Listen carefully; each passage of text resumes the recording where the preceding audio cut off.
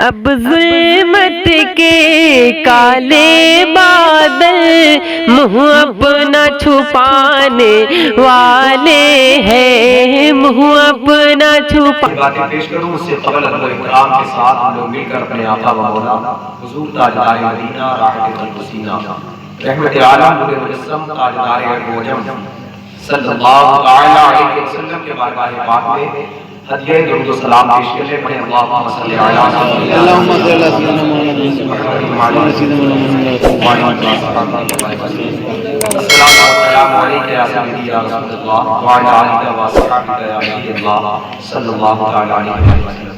سب سے پہلے یہ بات سماعت فرما دیں، دیکھیے کوئی بھی کام ہو کہیں جانا ہو تو اس کی تیاری آگے کرنا پڑتا ہے۔ طریقے پر آنے مصطفیٰ کے اس منبر سے ایک بات سے دل میں سائے اور اس کو اللہ سب کو اس پر عمل کرنے کے لیے ہر چیز کی تیاری ضروری ہے، ہر چیز کی تیاری ضروری ہے۔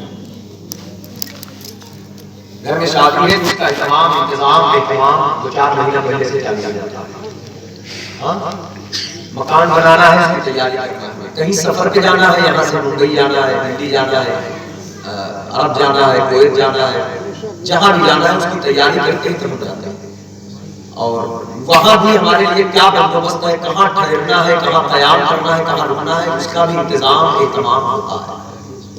میں آپ سے پوچھنا چاہتا ہوں، اپنے آپ سے بھی پوچھنا چاہتا ہوں، ہمیں اور آپ کو مر کے قبر میں جانا ہے اور قیامت کے دن اللہ کے حضور کھڑے ہو کر قبر سے پیش ہونا، ہمارے پاس کیا ہے؟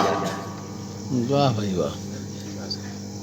حضرات کرام اس کی تیاری کو ہی کرنا ہوگا نا، اس لیے اگر تیاری نہیں تو اللہ ہم سب کو توفیق دے۔ بہت بڑی بات ہے، ایک بات ہے پھر میں آج تحریک کی بات ہوں، تحریک کے تعلق سے بات کروں۔ حضرات کرام اسے ذہن میں رکھیں اور عمل میں لائیں، کوشش کریں، ارادہ کریں۔ جب بندہ ارادہ کرتا ہے تو اللہ توفیق دیتا ہے۔ حضرات کرام اللہ ہم سب کو توفیق دے۔ آپ دیکھیں قیامت کا دن نفسی کر لیا پریشانیوں کا، اور قیامت کے دن آنا ہی آنا، آخرت پر ایمان لانا ایسے ہی ضروری ہے جیسے اللہ کے ایک ہونے پر ایمان لانا۔ بے شک بے شک۔ جو میں آخرت پر حق، جو میں آخرت پر حق، اس دن ماں ایک لوتے کو بھول جائے، بھائی بھائی کو بھول جائے، باپ بیٹے کو نہ پہچانے۔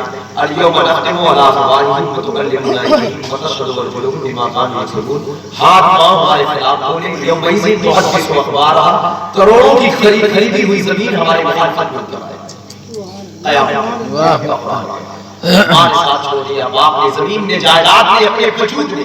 ہاتھ میں ٹھنڈی لگے تو گرم داستانے چاہیے، پاؤں میں مچھر کاٹے تو بچنے کے لیے بندوبست انتظام اہتمام چاہیے، گرمی لگے تو ایئر کنڈیشن کولر روم چاہیے۔ کتنا اہتمام کیا، لیکن یہ ہماری دشمنی پر۔ لیکن میرے دوستو رشتہ جوڑو اپنے آقا سے، سلام بھیجو اللہ کے حبیب پر، محبت کرو آمنہ کے لال سے۔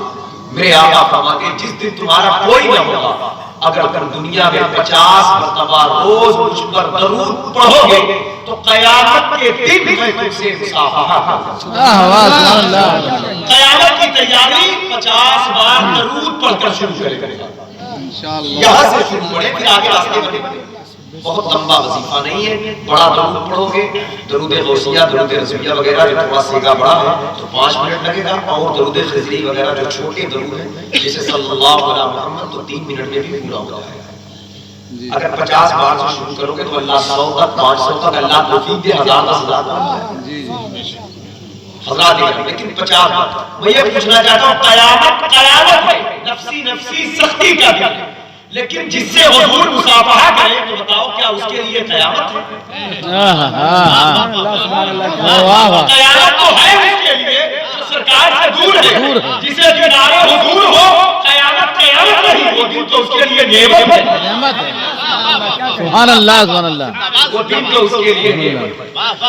تو حضرات کرام اسی طرح جب تیاری ہوتی ہے پھر وہ دن نعمت۔ شادی گھر میں 10 مہمان 50 مہمان آ رہے ہیں تو انتظام ہے، تمام ہے، بٹھانے کا، اٹھانے کا، کھلانے کا، پلانے کا، کوئی انتظام نہ ہو، کوئی اہتمام نہ ہو، کوئی بندوبست نہ ہو، اچانک اگر 10 20 25 50 لوگ آ جائے تو آدمی پریشان ہو جائے گا، حیران ہو جائے گا، نفسی میں شرمندگی کا بھی احساس کرے گا۔ اسی طرح قیامت میں بغیر تیاری کے اگر ہم چلے گئے تو پھر پریشانی، حیرانی، تکلیف، عذاب، شرمندگی کے سوا کچھ نہیں ہے۔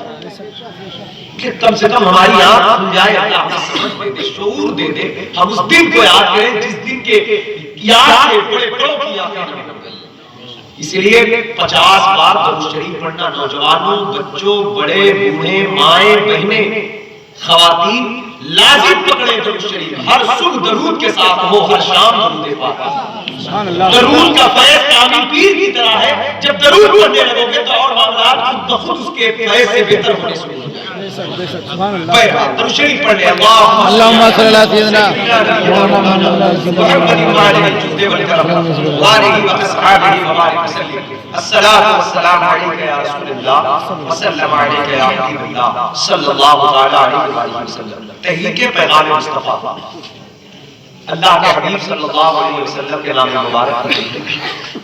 اس کا جو مشن ہے، اس کا جو کام ہے، اس کا مشن ہے مخلوق خدا کی خدمت خلق، بالخصوص اللہ کے حبیب کی امت کی خدمت، امت مسلمہ کی خدمت کیسی؟ کمزور طبقہ، غریب، مفلس، نادار، یتیم، بیمار، جس بھی قسم کی تکلیف میں، پریشانی میں مبتلا ہے، تحریک نے یہ اپنا عزم مصمم باندھا کا ارادہ کیا کہ محنت کریں گے، کوشش کریں گے، یہ اللہ ہمیں اس منصب پر، اس منزل تک لے جائے کہ جس سے ہر مصیبت زدہ کی آہ ہم واہ کہتے ہیں۔ واہ واہ واہ، مطلب جہاں اس کو تکلیف کی آہ کی آواز آئے تو اس کو اتنا نواز دے کہ زمانے سے واہ کی آواز آئے۔ حضرات گرامی وقار، جو ہمارے اسلاف کا، ہمارے بزرگوں کا طریقہ ہر درد سے، کیا اس کا تعلق اسلام سے ہے؟ جب ہم اپنی تاریخ، اپنی ہسٹری کا مطالعہ کرتے ہیں، اپنے مشائخ، اپنے بزرگوں کی، بالخصوص اپنے آقا اور اللہ کے حبیب کے صحابہ کی زندگی جب دیکھتے ہیں تو عبادت، نماز، روزہ، حج یہی نہیں ہے صرف، یہ حقوق اللہ ہے، لیکن حقوق اللہ کی ادائیگی کے ساتھ ساتھ جس چیز پر مذہب اسلام نے بہت زیادہ زور دیا وہ حقوق العباد، خدمت خلق۔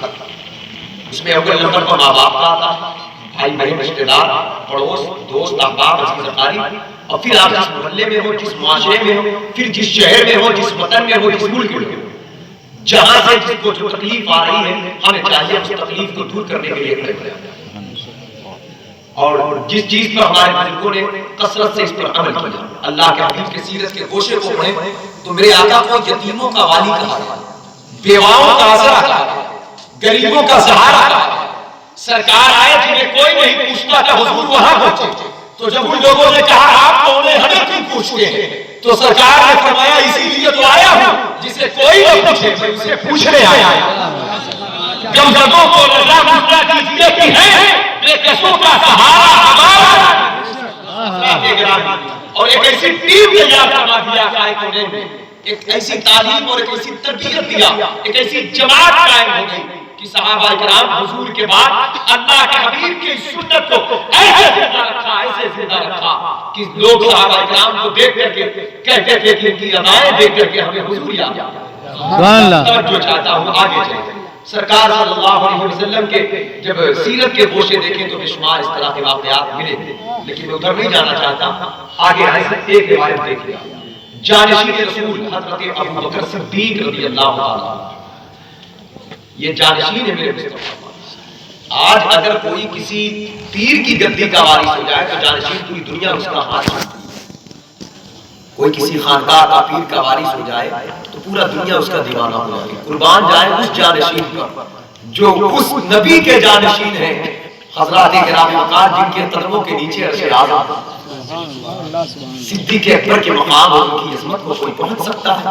ان کا مقام، ان کا مرتبہ اتنا اعلیٰ ہے کہ اللہ کے نبی نے ارشاد فرمایا، ایک مرتبہ حضرت عقیل جو مولا علی مشکل کشا کے بھائی خاندانی تعلق سے اللہ کے حبیب کے قریبی گھر کے مولا علی کے بھائی، تو چچا زاد بھائی بھی ہو گئے سرکار کے رشتے میں، تو ان سے ابوبکر صدیق سے کچھ بات ہو گئی، کچھ مکالمے ہوئے، تو حضرت ابوبکر صدیق رضی اللہ تعالیٰ عنہ سرکار کی قربت اور قرابتدار اور خاندان کے ہونے کی وجہ سے ان سے زیادہ بات نہیں کیا بلکہ صبر کر لیا، اور بشری تقاضا ہوتا ہے کچھ کہا بھی نہیں، اور بس اپنے ان کو مطلب بات کو درگزر بھی کر دیا، بات ختم ہو گئی۔ کسی کے ذریعے یہ خبر اللہ کے نبی صلی اللہ علیہ وسلم تک پہنچ گئی کہ میرے ابوبکر کو تکلیف پہنچائی، سرکار منبر پر آئے، پورے اہل مدینہ کو اکٹھا فرمایا، انصار مہاجرین کو، تو میرے آقا نے فرمایا تھا جب تم لوگوں نے مجھے ٹھکرایا تھا تب ابو بکر نے اپنے سینے پر پتھروں کو روک کر مجھے اپنایا. سبحان اللہ. جب سب نے مجھے ٹھکرایا، اب دنیا واہ کر رہی نا، یہ وہ دور تھا جب سب نے مجھے ٹھکرایا تھا، جب کوئی میرا نہیں تھا، سب چلے گئے تھے مجھے چھوڑ کر، تو اس وقت میرے ابو بکر نے مجھے اپنایا تھا. پھر آقا نے فرمایا تھا اے لوگوں میں تم سب کے گھروں میں اندھیرا دیکھ رہا ہوں لیکن ابو بکر کے گھر پر نور کی برسات دیکھ رہا ہوں. سبحان اللہ. سبحان اللہ. سیدی المتقین چشمے گوشے وزارت لاکھ سلام. مقام مرتبہ اتنا اعلیٰ ہے کہ فرمایا کسی کے مال نے اتنا نفع نہیں دیا ابو بکر کے مال نے جتنا مجھے میرے دین کو نفع پہنچایا. سبحان اللہ. بروز قیامت روایتوں میں آیا جب اللہ غضب فرمائے گا لمنی ملک اليوم للہ الواحد القہار، اللہ فرمائے گا بتاؤ آج کس کی بادشاہ ہے، تو سارے لوگ کانپ جائیں گے، تھرتھرا جائیں گے. اس وقت میرے آقا اللہ رب العزت کا جب جلال ہوگا تو اس جلال کے سامنے خدا کا جلال جمال میں تبدیل ہو، رحمت الہیہ کا نزول ہو، تو میرے آقا ابو بکر صدیق کا چہرہ وہ ابو بکر صدیق جن کی شان جن کا مقام اتنا اعلیٰ ہے کہ عمر فاروق اعظم یہ کہتے تھے کہ میری ساری زندگی کی نیکی ایک طرف، ابو بکر کی وہ ایک رات کی نیکی ایک طرف، جب وہ غار سور میں اللہ کے حبیب کو اپنے گود میں لے کر رہا تھا. حضرات گرامی مقام وہ صدیق اکبر عمر فاروق اعظم ہی روایت کرتے ہیں، کہتے ہیں کہ ابو بکر صدیق کی خلافت کا زمانہ ہے اور میں مدینہ پاک کی ایک آبادی سے گزرا تو میں نے دیکھا ایک مکان ہے، تو میں کہا کہ میں خبرگیری کرتا چلوں اس مکان کے اندر کون ہے. تو کہا جب میں پہنچا تو دیکھا ایک ضعیفہ خاتون ہے اور نابینا ہے، اس کے آنکھ میں بینائی نہیں ہے اور وہ ضعیفہ ہے. اور جب اس کے گھر کے اندر گیا تو میں دیکھا ایسا لگا جیسے ابھی کوئی گھر کو صاف کر کے گیا ہوتا ہے نا، گھر میں جھاڑو لگ جائے، صفائی ہو جائے، سامان سب طریقے سے رکھے ہوئے ہیں، ہر ضرورت کے سامان. اور ضعیفہ کے اندر تر و تازگی بھی معلوم پڑ نہیں لگ رہا ہے، کوئی کھلا کر پانی پلا کر ابھی آیا. تو کہا میں نے ضعیفہ سے پوچھا تو مجھے جواب ملا ایک شخص آتا ہے، ایک سب کرتا ہے، کون ہے؟ اللہ اس کا بھلا کرے گا. میں جانتی نہیں اسے کون ہے، میں جانتی نہیں کون ہے. آج تو 10 روپیہ دے کر لوگ اسی سے بدلا چاہتے ہیں نا، ہم نے 10 دیا تو بدلے میں 20 چاہیے. صحیح کے ساتھ احسان کر دیا نا، یہ غلط سوچ ہے. اہل اسلام اہل ایمان کی سوچ نہیں ہے کہ تحریک میں 100 روپیہ دے رہے تو اسی سے مطلب بہت بڑا احسان کر دیا. حضرات گرامی ایسا نہیں ہے، کسی غریب کو 25-50 دیجیے. کام مخلوق کی خدمت کرو اور انعام اللہ کی طرف پہنچو. واہ واہ. سبحان اللہ. جو انعام تو وہاں سے آتا ہے نا. اب دیکھیں یہ ابو بکر صدیق ہے، یہ جانشین رسول ہے، یہ سارا کام ہے. کب سے یہ سسٹم چل رہا ہے وہ جانے، خدا جانے. لیکن عمر فاروق اعظم وہ کہتے میں ٹول میں پڑ گیا کہ آج میں دیکھوں گا یہ کون آتا ہے، آج میں وقت گزاروں گا، کل صبح دیکھوں گا کون آتا ہے، جھاڑو لگاتا ہے، صفائی کرتا ہے، ضعیفہ کو کھلاتا بھی ہے پلاتا بھی ہے. وہ بندہ ہے، وہ بندہ ہے. آپ تو ذرا سی بڑائی مل جائے تو انسان بھول جاتا ہے نا غریبوں کو، کمزوروں کو.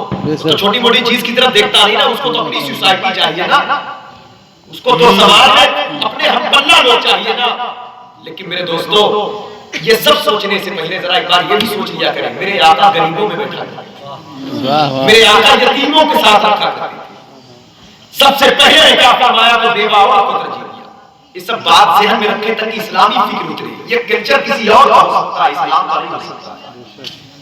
حضرات گرامی حضرت عمر فاروق اعظم کہتے ہیں میں نے دیکھا دوسرے دن جب صبح ہوئی تو میں ٹول میں تھا میں کہ کون آ رہا ہے کون جاتا ہے. تو کہا میں نے دیکھا وہ آنے والا کوئی اور نہیں تھا، ابو بکر صدیق تھی.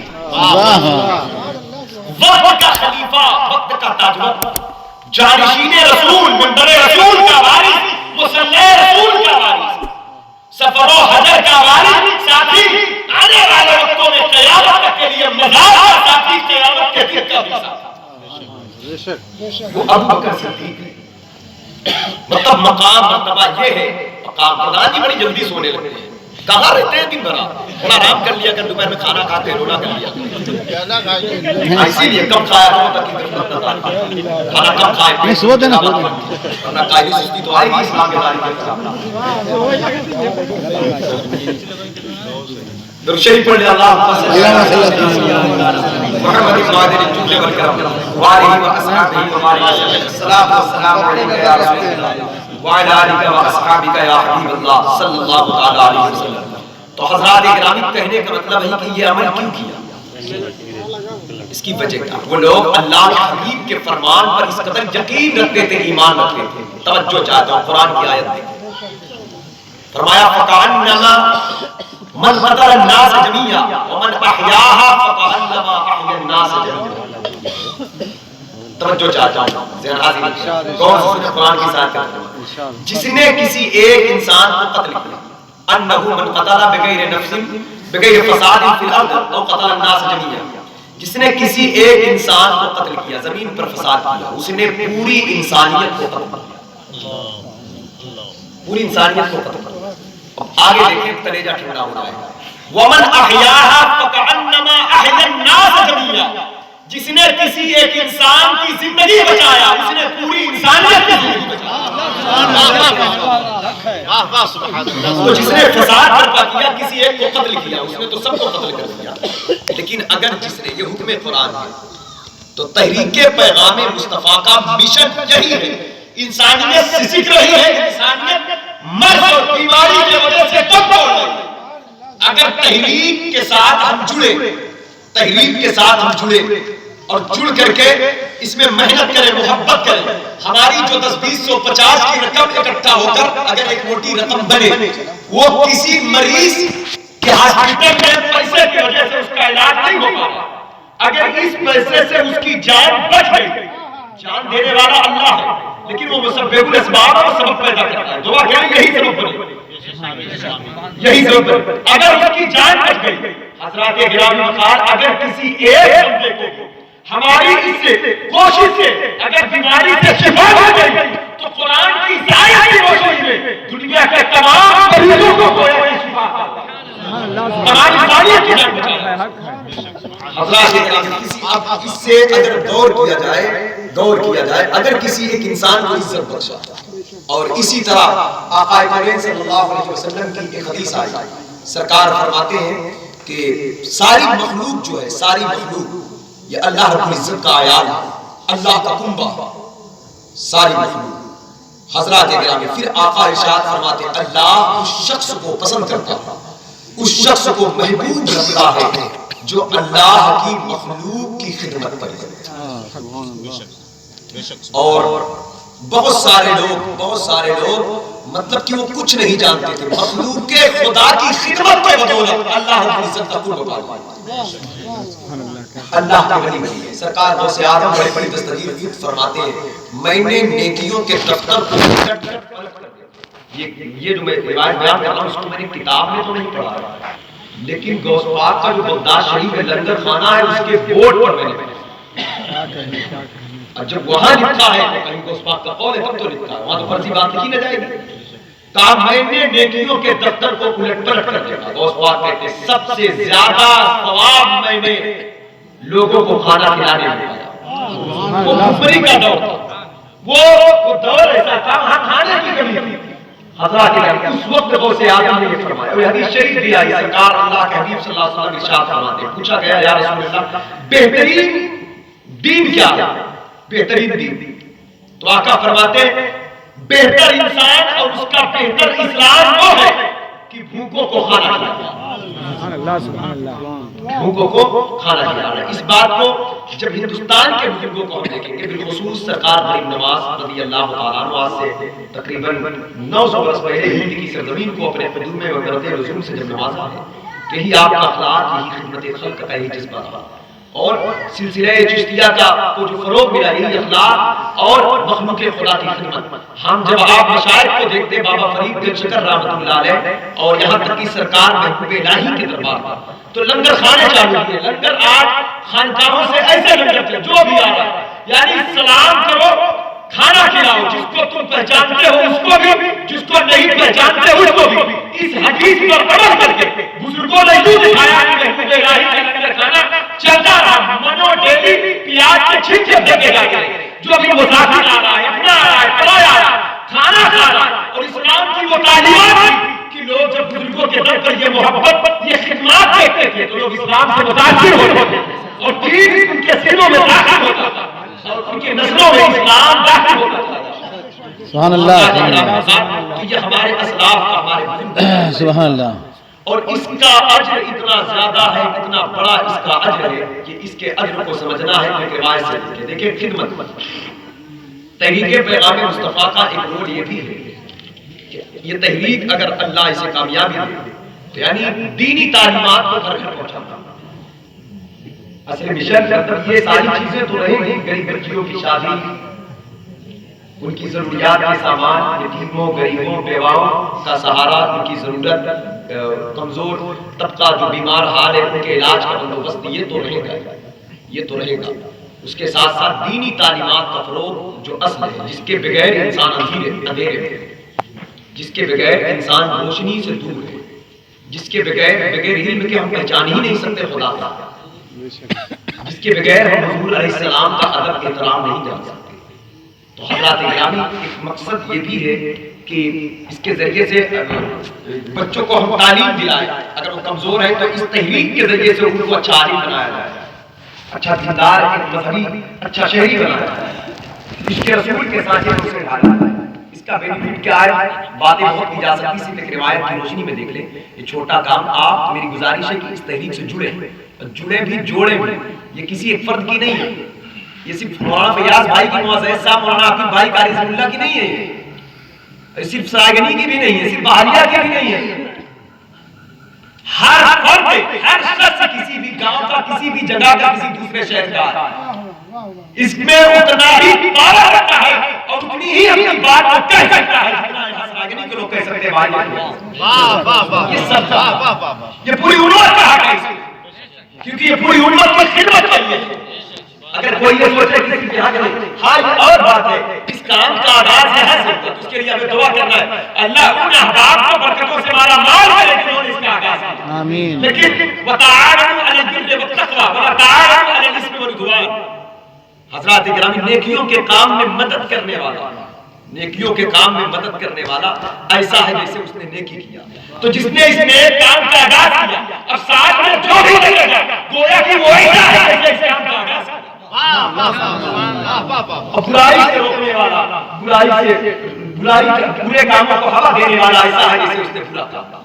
تو یہ نیکی کا کام۔ اب دیکھیں ایک روایت میرے ذہن میں آ رہی ہے، توجہ چاہتا ہوں۔ یہ نیکیوں کو معمولی نہ سمجھے، نیکی وہی ہے جو نیکی قبول ہو جائے، وہی بڑی نیکی ہے، بڑی بات ہے۔ بس بشرط کی خلوص، اخلاص، اللہ رسول کی رضا کے لیے کام۔ جب کام نیت جب یہ ہو کہ یہ کام رضا الہی مقصود ہے تو اس کو قبول ہونا ہی ہے، اللہ ہی چاہتا ہے، اخلاص شرط ہے۔ اب دیکھیں اس کی برکتیں۔ ایک بہت بڑے عالم ربانی، وقت کے مجدد، اللہ کے ولی، بہت بڑے عاشق رسول گزرے ہیں، دور اعلیٰ حضرت کا تھا، فرق اتنا تھا اعلیٰ حضرت ہندوستان میں، وہ عرب کے بزرگ تھے۔ علامہ امام ابو یوسف نبہانی رحمۃ اللہ علیہ، بڑی عظیم شخصیت تھی، عشق رسول کے حوالے سے بہت ساری باتیں کی اور بہت ساری کتاب کو آپ نے تصنیف فرمایا، بہت کچھ لکھا۔ تو ایک دن اپنی خانقاہ میں بیٹھ کر کے آپ ایک کتاب کی تصنیف کا سلسلہ جاری کیا۔ کتاب کا نام جواہر البحار فی مقام احمد المختار، جو عربی زبان میں 4 جلدوں میں کتاب ہے، اردو ترجمے اس کے کئی جلدوں میں ہو گئے ہیں۔ جب اس کتاب کی تصنیف کا آغاز کیا تو راتوں کو لکھنے بیٹھ گئے آپ، تو آپ کی بیوی اہلیہ ایک دن کہا یہ رات میں آج کل کیا کرتے ہیں، چراغ جلا کر، قلم لے کر، دوات لے کر، اس دور میں قلم لکڑی والی بات سیاہی میں ہوتے پھر یہ سسٹم چل رہا تھا آپ کا۔ تو ایک دن جو کچھ لکھا تھا آپ کی اہلیہ نے جا کر اسے پڑھنا شروع کیا، دن پڑھتے پڑھتے رونے لگے۔ اس کتاب میں کچھ اور نہیں لکھا تھا، اس میں اللہ کے حبیب کے اوصاف جمع کیے گئے، سرکار کا حسن، حضور کا جمال کمال، میرے آقا کی آنکھیں ایسی ہیں، نگاہیں ایسی ہیں، زلفیں ایسی ہیں، رخسار ایسی ہیں، کان ایسے ہیں، باتیں ایسی ہیں، اقوال ایسے ہیں، ادائیں ایسی ہیں، پاکیزگی ایسی ہے، خوشبو ایسی ہے۔ اس میں یہی لکھا تھا، والا حضرت کہتے ہیں یا رسول اللہ، جنا میں چمن، چمن میں سمن، سمن میں پھپن، پھپن میں دلہن، سجائے ایسے ایسی بنے یہ امن و امان۔ سبحان اللہ، سبحان اللہ۔ یہ امن و اما تمہارے لیے، صبا ہو چلے کہ باغ پلے کہ پھول کھلے کہ دن ہو بلے، لیوا کے تلے سلام کھلے رضا کی زبان تمہارے لیے. میں کیسا توجہ کروں گا؟ سبحان اللہ. شاعر صاحب آئے، شاعر صاحب آئے کہ تبھی کو چالو کریے گا. کسی نے کہا کہ آپ وہ سب لوگوں کی چیز ہے عادت مائک والوں کی فطری چیز نہیں میں کو سوئی رہا تھا. مطلب وہ جب تک 10 منٹ بعد ہاتھ نہ رکھتے انگلی پہ تب تک مستری ہے ہی نہیں. درود شریف پڑھیں اللہ کی صلی محمد تو آپ کی اہلیہ نے جب اس منظر کو دیکھا تو رونے لگی. اب اس کے بعد پھر ایک قلم خود بنایا بیوی نے آپ لے جا کر چھپا کر حضرت کے پاس بات بیٹھ گئے. تو آپ نے کہا کیا ہوا، آپ یہاں بیٹھی ہو، جاؤ آرام کرو. تو کہا ایسا ہے حضور، آپ جو ہے جو خدمت کر رہے ہیں، آپ جو کام کر رہے ہیں، اس میں مجھے بھی شریک کر لیں. کہتی ہیں آپ مجھے بھی شریک کر لیجیے. اس میں شریک کر لیں. تو کہا کہ جانتی ہوں میں کیا کر رہا ہوں. کہا میں نے پڑھا ہے آپ کیا، آپ اللہ کے نبی صلی اللہ علیہ وسلم کی دین کی خدمت کر رہے ہیں، یعنی آپ سرکار کی نوکری کر رہے ہیں، آپ حضور کے دین کی نوکری کر رہے ہیں. تو میں چاہتی ہوں کہ آپ تو اللہ کے نبی کے دین کے نوکر ہیں، میں آپ کی نوکرانی بن جاؤں. تو کہا نہیں تم تو ملکہ ہو، گھر کی نوکرانی کیسے میری بنی؟ میری اہلیہ ہو تو نوکرانی بیوی کی نوکرانی ہوتی ہے. کہا اس حیثیت سے تو میں ملکہ ہوں، آپ میرے شوہر، میں آپ کی بیوی ہوں، اس حیثیت سے میں ملکہ ہوں، اور اس حیثیت سے آپ اللہ کے نبی کے دین کے نوکر ہو، اس حیثیت سے میں آپ کی نوکرانی. آپ قبول کریں. تو کہا اچھا ٹھیک ہے، کرو گی کیا تم اس میں کرو گی کیا؟ بھئی اس میں جو میرے سینے میں اللہ نے جو علم مصطفیٰ کا نور عطا فرمایا، میں اسے صفحے گرداز پر اتار رہا ہوں، کاغذ کے ٹکڑوں کو میں اس سے رنگ رہا ہوں تاکہ یہ آنے والی نسلوں تک پہنچے، گھر گھر میں تحریریں داخل ہو جائے جس کی برکت سے امت رسول عاشق رسول بن جائے. گھر گھر ملک ملک گاؤں گاؤں میں تحریریں جائے. میرا مشن، میرا مقصد یہی ہے کہ میرا کام کتاب لکھنے کا ہی ہے. آج میں ہوں کل میں نہ رہوں، لیکن میری یہ کتابیں رسول اللہ کی محبت کا پانی لوگوں کو پلاتی ہے. نبی کی محبت کی، عشق رسول کی شمع ان تحریروں کے ذریعے ان کے دلوں میں جلتی رہے. میرا مقصد یہ ہے. تم کیا کرو فیضان بھائی، کچھ سن بھی لو، آپ تھوڑا سا سن بھی لو، اس میں نہیں اس میں نوٹ کرو. لائیو چل رہا ہے دراصل اور لوگ بھی دیکھ رہے ہیں. ہاں دیکھ رہے ہیں تو آپ سننے زیادہ بہتر. جو لوگ نہیں آئے وہاں ٹی وی میں چل رہا ہے ادھر اس علاقے میں. اچھا تو وہاں لوگ بیٹھے اس میں سمجھ میں نہیں آتا، لیکن میں وہی لوگ سمجھ سکتے ہیں. لائیو پروگرام بہت دیکھا گیا، آمنے سامنے تبھی صحیح رہا. کوئی مقصد نہیں ہوتا. آمنے سامنے اللهم صل على سيدنا نبينا مولانا محمد معدن الجود والكرم وعليه واصحابه وبارك وسلم. الصلاه والسلام عليك يا رسول الله وعلى اليك واصحابك يا نبي الله صلى الله تعالى عليه واله وسلم. حضرات جناب وقار، تو آپ کی اہلیہ نے کہا حضور، آپ نے کہا کہ کرو گی کیا تم؟ تو کہا ایسا ہے کہ حضور مجھے اجازت دے، میں جو کروں آپ مجھے منع نہ کریے گا. مجھے کرنا کیا ہے میں نے اس کا فیصلہ لے لیا، مجھے جو کرنا ہے میں نے فیصلہ لے لیا. کہا اچھا کیا کرو گی؟ کہا بس آپ مجھے اجازت دیں، آپ آگے کام کریں. کہا ٹھیک ہے. حضرت نے پھر لکھنا شروع کر دیا. تو اب جو قلم تھی اہلیہ نے نکالا، اپنی قلم جو بنا سکتے ہیں، اس قلم کو جب حضرت لکھنے لگتے تو ڈبو کر کے حضرت کے پاس یہ طریق کیے. جب وہ سوکھتی تو 1 سیکنڈ کا وقت بچتا، مطلب جو وہاں سے وہاں لاتے 1 سیکنڈ کا وقت بچتا. تو مسکرائے حضرت نے کچھ کہا نہیں. کہا ٹھیک ہے. اب دیکھیں وقت قیمتی ہوتا ہے، 1 سیکنڈ اگر بچے گا. اور یہ تصنیفات کا سلسلہ کئی سال تک چلا تھا. 4 جلدوں میں کتاب حضور کے اوصاف جمع کرنا تھا. کوئی منمانی ہمارا مذہب کوئی گڑا نہیں، جو چاہا لکھ لیا. وہی لکھنا ہے جو قرآن میں ہے، جو حدیث میں، جو صحابہ کے اقوال ہیں. یہاں یہ دین سچا سچا دین ہے. یہاں کوئی من گڑنت باتیں نہیں چلتی. یہاں تو ذرا سی شک شبہات پیدا ہو جائے تو اس روایت کے کنارے کر دیا جاتا ہے. یہاں ذوق آ جائے تو اس کو بہت زیادہ وزن اور ترجیح نہیں دی جاتی اس روایت. اور اتنا بڑا شخص کس قدر غوطہ زر ہے قرآن و حدیث میں، تو اس قدر احتیاط کے ساتھ اس کتاب کو لکھا جاتا ہے. اور آنکھیں بھی نم ہو رہی، راتوں کی تنہائیوں میں اٹھ اٹھ کر حضور کی بارگاہ میں.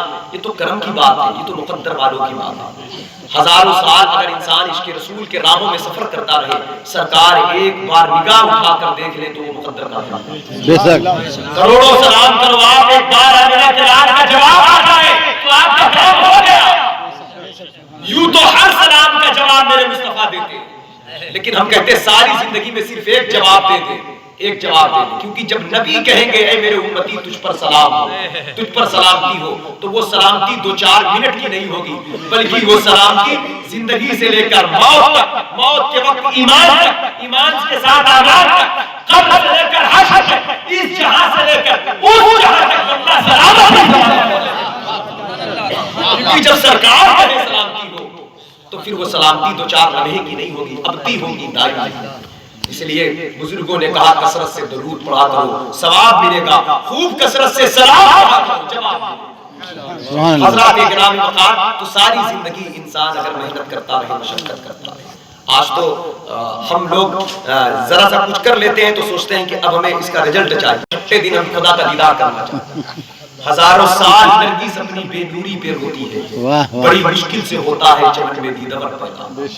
ایران کا وہ شہزادہ جس کو عشق کا امام کہا جائے، محبت کی دنیا کا سوداگر کہا جائے، جس کی مزار کو چھو کر اگر آج ہوائیں کسی گھر میں داخل ہو جائے تو اس گھر کے بچے بھی عاشق رسول ہو جائیں۔ اس فرد واحد کا نام علامہ عبد الرحمن جامی ہے، جو رات کی تاریکیوں میں، تنہائیوں میں، تہجد کی گھڑیوں میں، اپنے شہر کی ویرانیوں میں، جنگلات اور باغات میں آنکھوں کو کم کر کے چلتا ہے اور یہ کہہ رہا ہے جسوئے من گزر آری، مرے مسکین زرار آری، فدائے نقش ڈالے کلم جایا۔ اتنا بڑا شخص حضرات گرامی جو کہہ رہا ہے سرکار مجھ مسکین لاچار مجبور کی شہر کی طرف سے کاش آپ کا گزر ہو جاتا، کاش آپ چسوئے من گزر آ رہی، کاش ان راہوں سے کبھی گزر، من مسکین سے نہ آئی، مجھ مسکین کے وطن سے، میرے گاؤں سے، میرے شہر سے، میری شہر کی آبادی سے، ان سڑکوں سے، ان راہوں سے، اس باغ سے، اس باغیچے سے، اس کھیت سے، اس کھلیان سے، اس شہر سے، اس ملک سے، کاش آپ کا گزر ہو جاتا۔ پوچھا گیا علامہ جامی سے گزر ہو جائے تو کیا کریں، ارادہ کیا ہے، چاہتے کیا ہو؟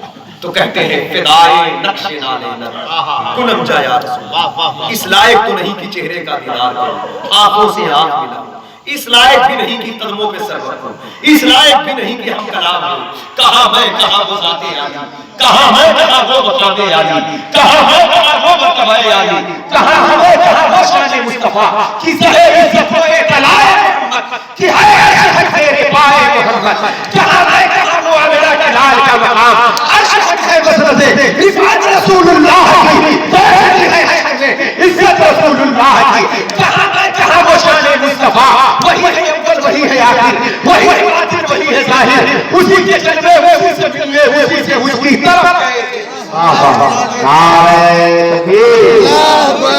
ایک آرزو ایک تمنا لیے برسوں سے راتوں کی تاریکی میں گشت کرتا ہوں اور یادیں محبوب میں آنکھوں کو نم کر کے دل کو گنبدِ خضرا کے قرب میں حاضر پیش کر کے اسیر بارگاہ رسول بن کر درود و سلام پڑھتا رہتا ہوں۔ توجہ ہو جائے، کرم ہو جائے، سنا ہے آپ اور عاشق کے گھر تشریف میرے گھر میں بھی ہو جائے یا رسول اللہ، ایک شب ہو عطا خواب کی سوغات کریمہ، خواب میں ہو تجھ سے ملاقات کریمہ، اٹھا دو بندہ دکھا دو چہرہ کہ نور باری حجاب میں ہے، زمانہ تاریخ ہے کہ مہر سے اللہ